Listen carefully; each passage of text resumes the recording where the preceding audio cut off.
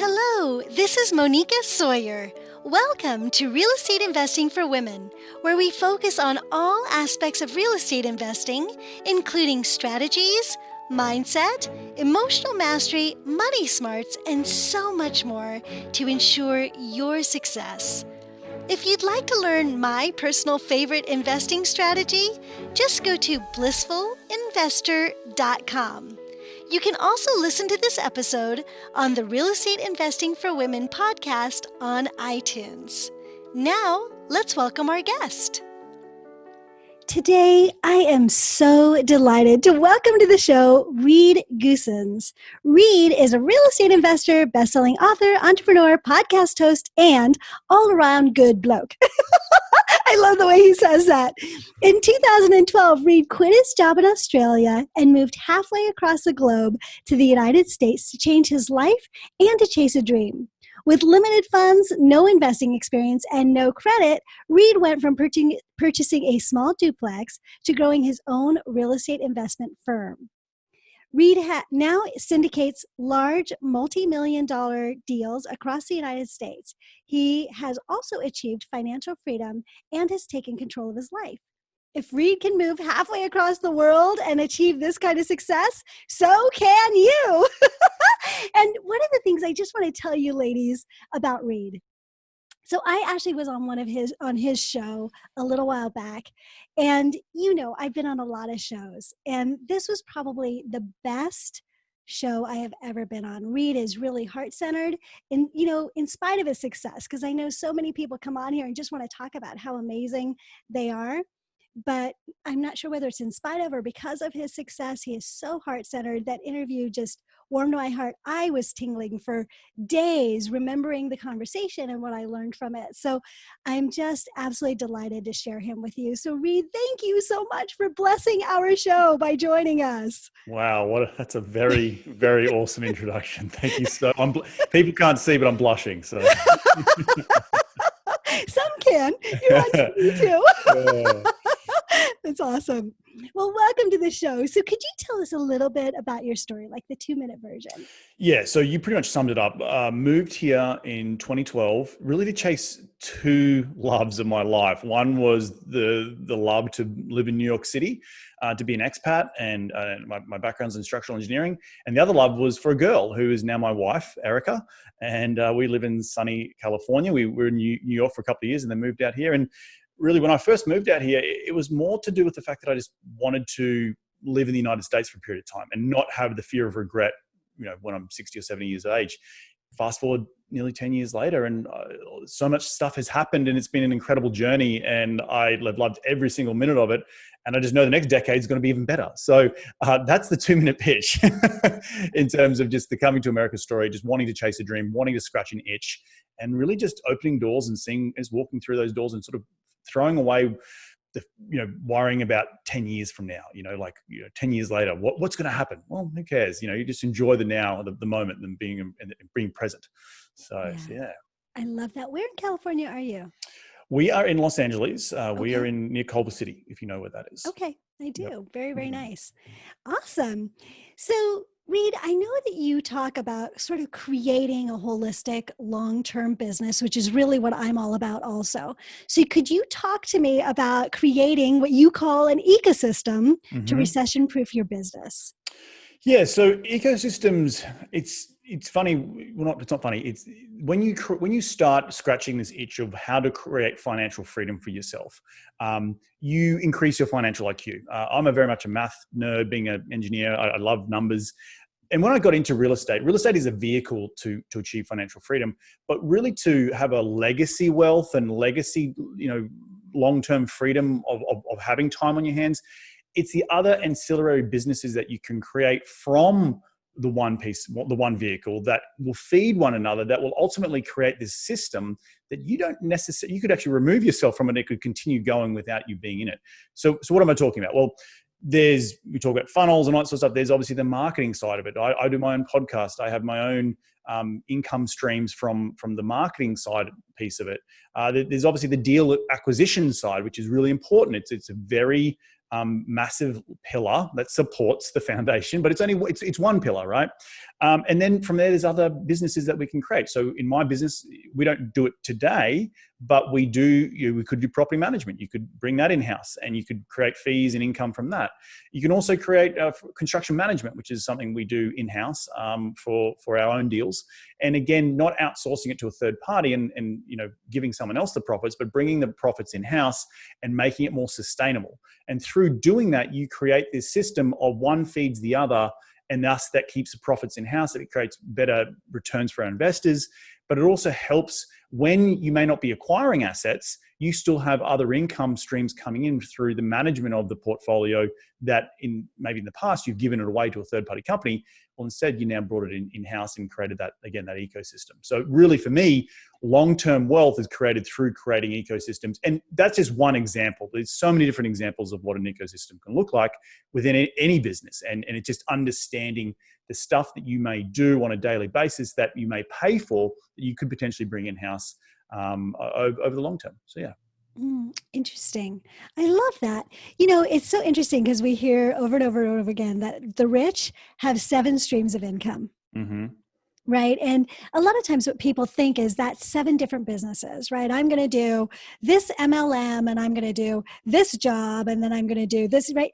And what is the mistake in that is that you end up being spread thin between all of those different avenues of creating a stream of income, right? And the rich don't do it that way. They are not plugged into every single one of those pieces. What they do is they create passive income and other income streams that are related to their main business or main genre. So for instance, our genre is real estate.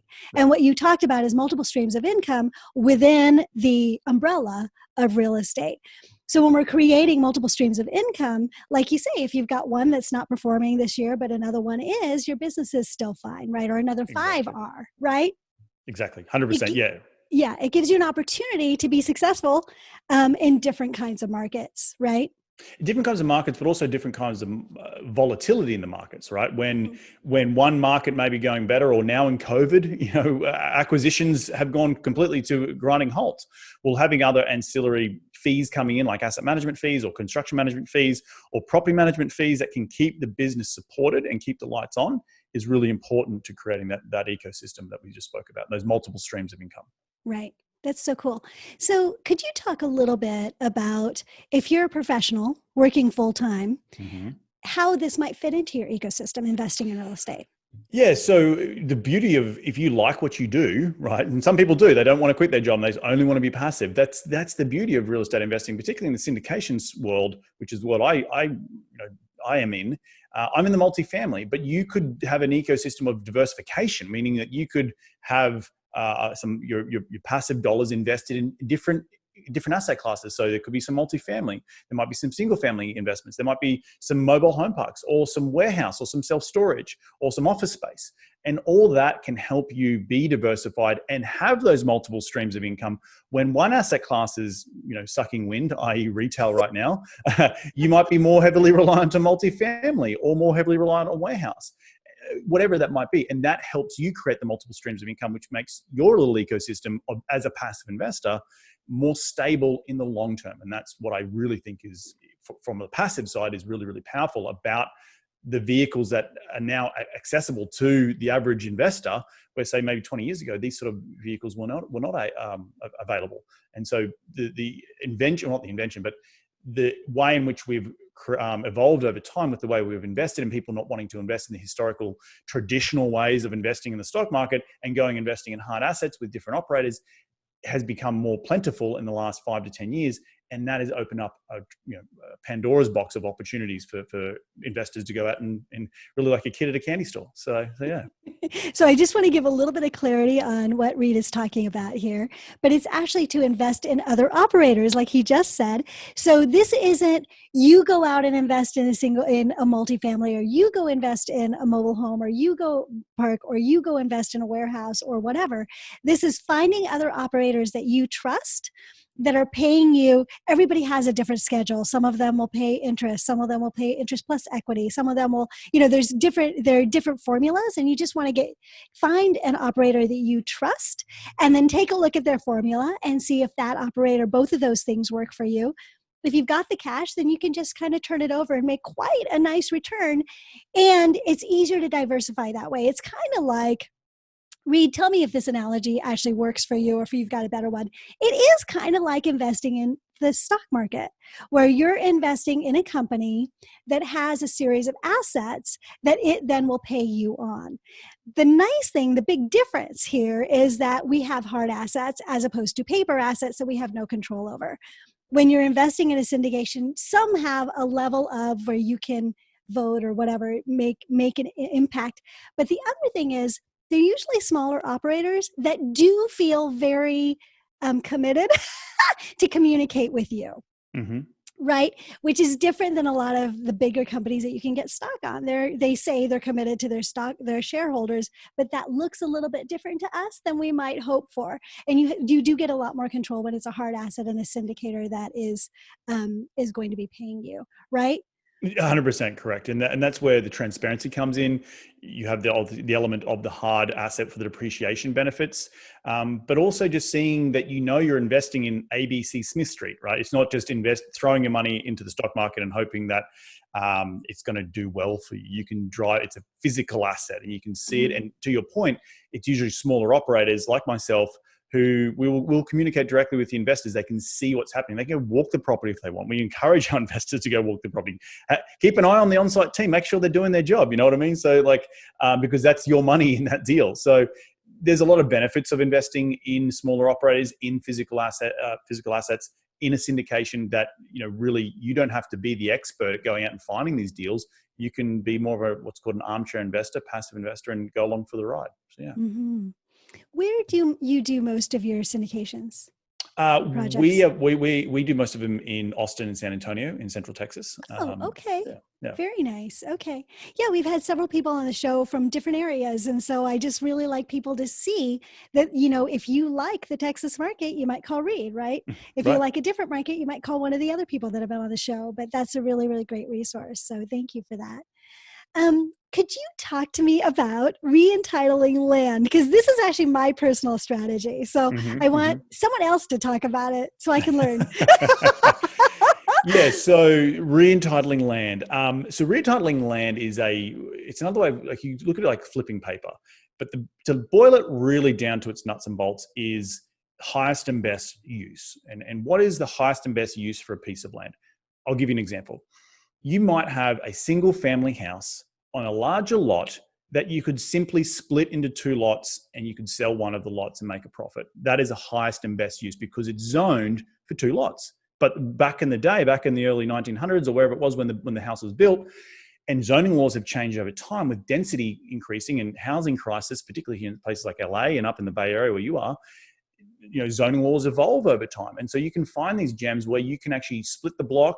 You could find with a single family, but maybe you could build a fourplex on it, right? So it's a highest and best use. And here's the rub. You don't have to go and do the construction. You could just go in and get the paper, the physical paper, the plans approved for a second edition or 4 units, and you could sell that paper to a developer who wants to build it, right? And there's profit in that. Now, it's harder you can't go to a broker and tell me what all those pieces of paper were selling for to those developers because there's no actual MLS for that. But you can go and create value out of literally the house you own today, going to the city and saying, hey, I want to build a granny flat on the back. Or I know just by looking at the zoning laws, I could potentially build a fourplex. And maybe that's your exit strategy. You've actually created value for someone because also you've taken risk off the table. If you've gone to the city and spent time negotiating with the city and going through a planning approval, they get comfortable with yeah, this is a good idea and let's put 4 units on it. Well, you can package it up to the and say, hey, here developer, go nuts. Here's my piece of land. Here's a single family house on it. They could build 4 units on it. you take all the construction risk. I'm going to walk down the road with my profits and go do something else. So yeah. Yeah. And actually you can find those in the MLS because Can often you? it will Okay. say, it will often say house for sale, great contractor special plans already approved by the city. So Right. we will actually look at those properties myself because every Got once in a it. while I might want to pick something up like that, right? That everything has gone through the city. I'm not dealing with that piece of the paperwork, right? Correct. And it's very bureaucratic, but in saying that, it's also once you do get to know the planners and you know your local municipality, it's actually not as hard as people think. Right. It's really just a people's game. You got to just Mm-hmm. make sure you're on it. You're managing. Everyone, person A is talking to person B, and the right hand's talking to the left hand. So yeah. Right. Yeah. So I actually have been talking about how to, so this is my thing, right? Is how to go in and take a look at a property. I'm calling it an underdeveloped property. Yep. So it's a property that has something on it, but has so much more potential. Correct. So, but I don't have very many people that come on the show that talk about that. And Okay. what I really love is your strategy about the value add. So you buy the land and then the value add is you go through all the bureaucracy, right? Right. And then you upsell it. It's almost like a wholesale deal, but it takes a little longer. It takes a little. So I guess the people who are out there listening to the show who are thinking, oh, how do I even get started? Mm-hmm. Well, there's so many municipalities around the country that have a very great, have, and compared to my home country of Australia, have incredible systems online that you can go see what the zoning is. And so what I encourage people to do is just educate yourself in your local municipality about what are the zoning laws. So here in LA, we have there's R and there's C. So R stands for residential, C stands for commercial. And there's more, but I'm not going to get any more complicated than that. R, so it starts with R1. R1 is like a single family block. Like you only build one on it. There's R2, there's R3, and there's R4. As you go down the line, what happens is you can then the zoning laws then tell you in plain English, you can have the smallest amount of habitable space, meaning it might be, for example, like an R4 lot. You can have an R4 lot and the smallest dwelling size on it can be a 450 square feet unit, right? So if you have if you've got that in the back of your mind, you go, okay, well, I've got 10,000 square feet here. I can maybe split this block up into X amount of units. Now, there's obviously setback issues on the front and the back, and I'm not trying to get too complicated. What I'm getting at is that there is a lot of information readily available at your fingertips that you can find out exactly what zoning you're sitting on right now, what block you're looking at to see what is the highest and best use. R2 lot is a great example. We just bought an R2 lot, my wife and I. It's a single family house, but it's on an R2 lot, which is a 5,500 square feet lot that I can put another dwelling on the back. And I'm not trying to change the zoning. It's just highest and best use. It just wasn't built to the highest and best use back in the day. And that's the easiest way to get approved because the city can't stop you from, if it is a highest and best use, example, it's an R2 lot, you can build 2 dwellings on it and you've only got 1 today. You're not changing anything. You're just literally going through the process, the sort of from A to Z, very, very stock standard stuff to get it approved. So it's not like zoning changes where you need to go and some developers do that, and that's a completely advanced it's a thing. nightmare. Yeah. It's something completely, that you need to be very, very educated on to do, but that takes years. Where something that is by right, that's the thing you need to understand. It's by right. I can by right build 2 dwellings on this block, or I can by right build 4 dwellings on this block and it's only got 1. So know that in the back of your mind. You can find that information online. So when you go to the city, they're not going to say, put up these red flags, hey, whoa. It's like, this is by right. My right is to build, I own this land, I can build 4 units on it and you need to approve the plans for me. So, you go down that path with the city and it takes a period of time, it won't happen overnight, but once you do get it, there's value in that. And that value you can on-sell to some other person, or you can build it yourself if you want. So, yeah. There's also value in building that relationship with the city, like you said. So there's a couple of things I want to add here. So he talked about rezoning. Also, don't ask for variances because, again, variances will slow things down quite a bit. And variance is just a fancy word for exceptions. Correct. I want to do something just a little bit different. Really, it's only just this little thing. Well, if it's such a little thing, don't ask for it because it will slow things down quite a lot. And then the other thing is, take the time to go get to know the planners and the engineers in the planning departments of your city, because especially when you're starting, even though everything is laid out in the online and sort of with the zoning, you'll have things come up. So one of my favorite questions with my different planners that I go and see in the different cities is there something I should be asking you that I don't know to ask?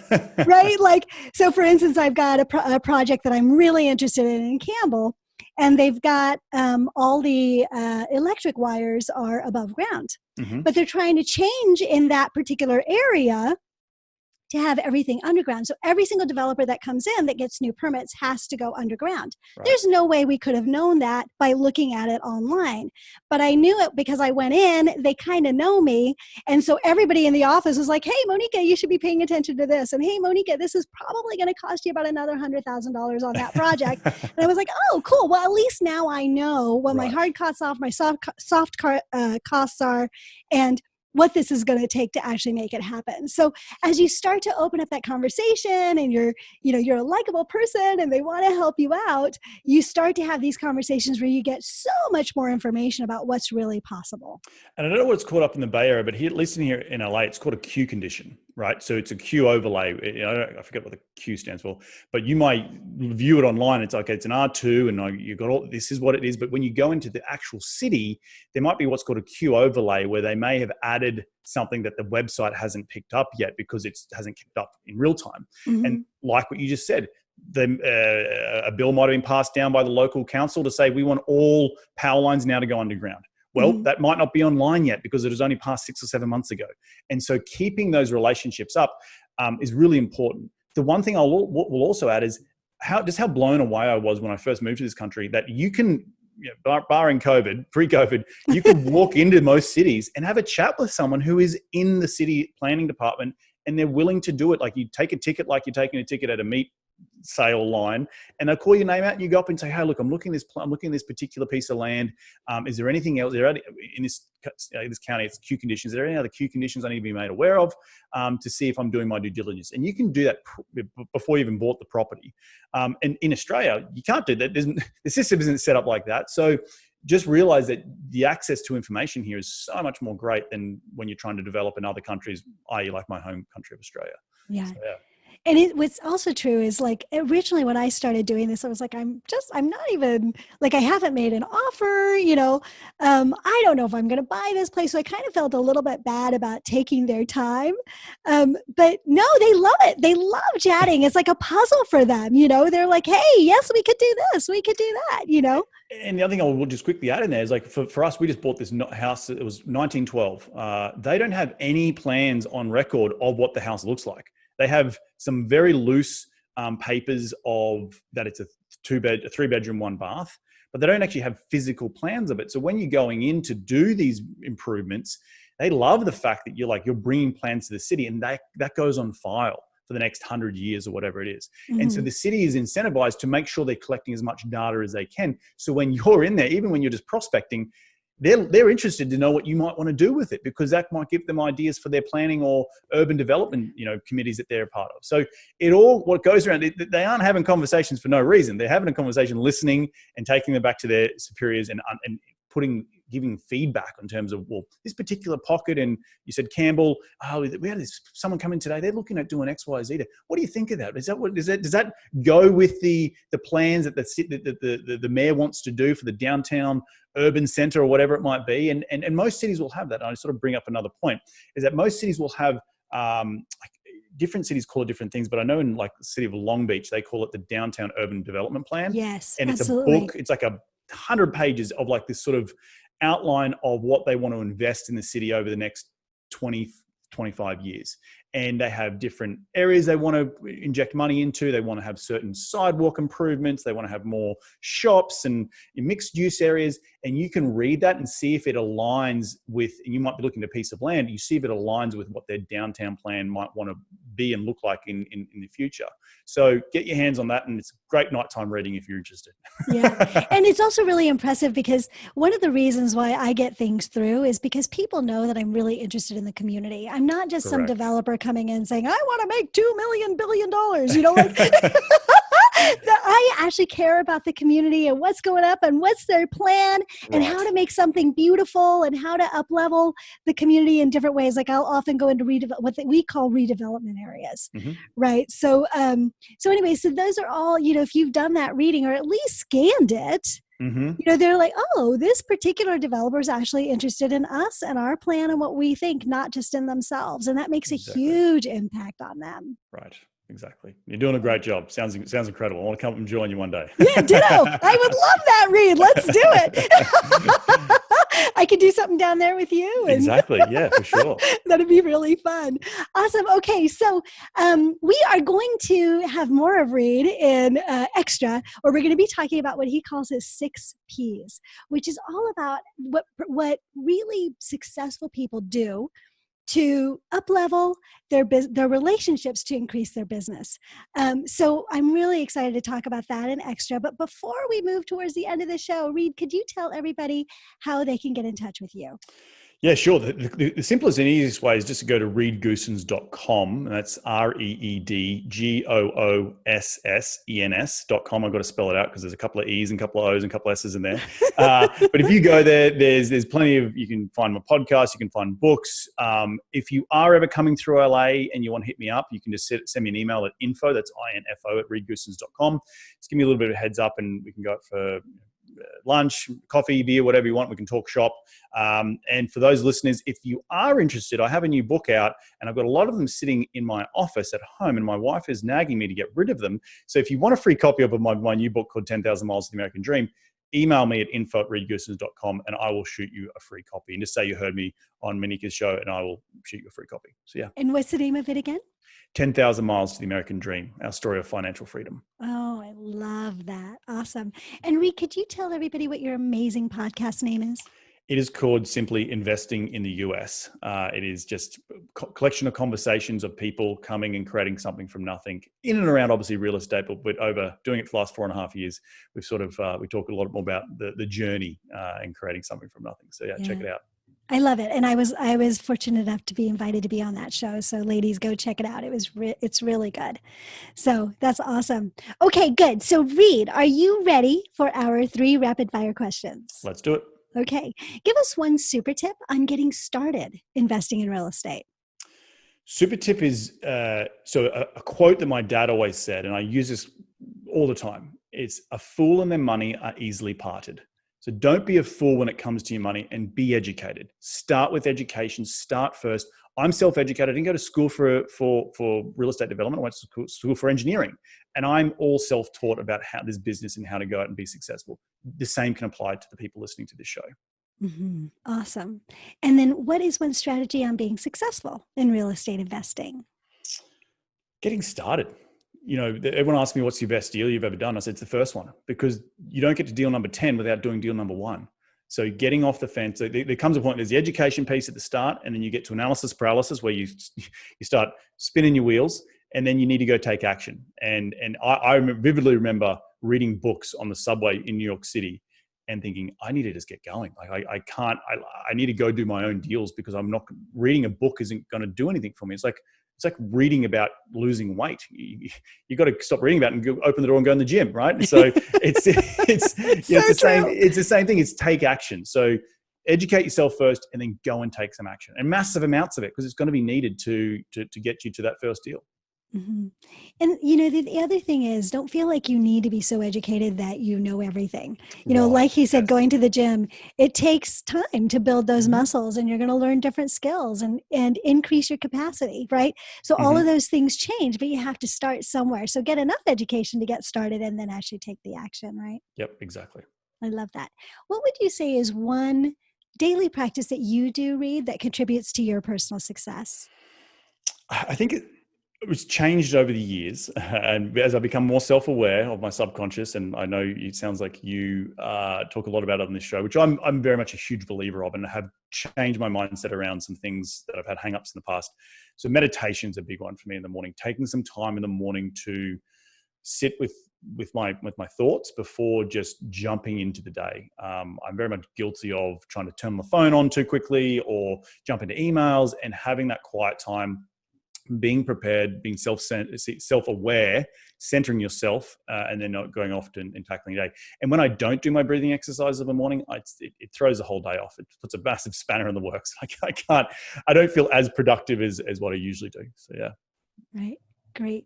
That's actually probably that and exercising are the two big Correct. things that a lot of people say is that just a level of mindfulness. It seems like everybody who's really successful, and it's kind of counterintuitive. People are like, I don't have the time for that. I'm busy. I've got a lot to do. The problem is that if you don't do it, you need a lot more time to do the things that you need to do, right? But if you do get centered, you do meditate, you do take some time to be very introspective, you are so much more productive during the day. And you stop that chatter of, I've got too much to do, I've got too much to do, I've got too much to do, because all of a sudden you find time to do those important things, which is working on yourself first and foremost before you can help others. Yeah, I just love that. Thank you so much. So, Reed, thank you so much for all you've offered in this portion of the show. I can't wait till the next portion. Well, thank you so much for having me, and I hope everyone has learned a little bit. And remember, reach out if you're ever in LA. Yeah. And ladies, so if you are subscribed to Extra, please stay tuned. We have some awesome stuff. We're going to be talking about Reed's 6 Ps, which will help you to create the relationships that will build your business. I'm really excited to learn all about those. If you're not subscribed to Extra but would like to be, just go to realestateinvestingforwomenextra.com. That's realestateinvestingforwomenextra.com. You get the first 7 days for free, so you can check things out, see if it's up your alley. You can binge on a bunch of stuff. And the other really cool thing is that Extra comes down on whatever device or app you are currently listening to this podcast in. So you don't have to have new technology around it. So that's really cool too. So go check it out, realestateinvestingforwomenextra.com.